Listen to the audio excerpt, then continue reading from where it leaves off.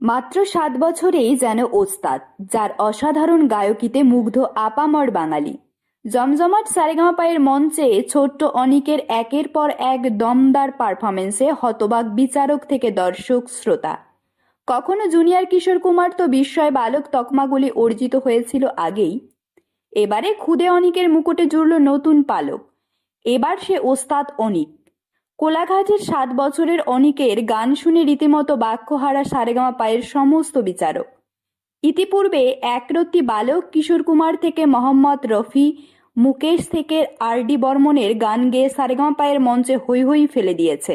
এবারে সারেগামাপায়ের মঞ্চে কিংবদন্তি শিল্পী বাপ্পি লাহিড়ীর শ্রদ্ধার্ঘ্য পর্বে খুদে অনিক নমক হালাল ছবি থেকে বাপ্পি লাহিড়ীর করা সুরে পক ঘুংরু গানটি গেয়ে শোনালো।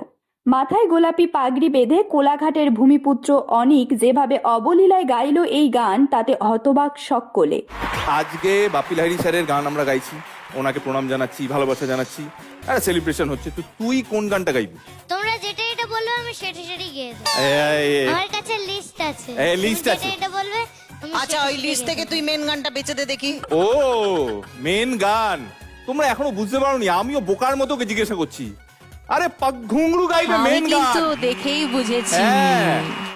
কিশোর কুমারের এই গান গাইতে গিয়ে যেখানে হোঁচট খান বড়রা, সেখানে এই বয়সী অনিকের অনবদ্য পারফরমেন্স দেখে হা সকলে। অনিকের এই চুম্বেশ্বরী পারফরমেন্স শেষ হওয়ার আগেই উঠে নাচতে শুরু করে দেন জাবেদ আলী, ইমনরা। চলে আসে গোল্ডেন গিটারও। জি বাংলা সারেগামাপায়ের চলতি সিজনে বড়দের পাশে নজর কাটছে খুদেরাও। খুদে প্রতিযোগীদের মধ্যে সবচেয়ে বেশি নজর কেড়েছেন ওয়ান্ডার বয় অনিক জানা। অনিকের এই চুম্বেশ্বরী পারফরমেন্স শেষ হওয়ার পর মঞ্চে ছুটে গিয়ে অনিককে চুমু খান শান্তনু মৈত্র। এরকম তথ্যমূলক ও অনুপ্রেরণামূলক ভিডিও পেতে আপনারা ফলো করবেন আমাদের একমাত্র ফেসবুক পেজ দ্য বংস প্রেস এবং সাবস্ক্রাইব করবেন ইউটিউব চ্যানেল দ্য বংস প্রেস। সকলের তরে সকলে আমরা, প্রত্যেকে আমরা পরের তরে। ধন্যবাদ, ভালো থাকবেন।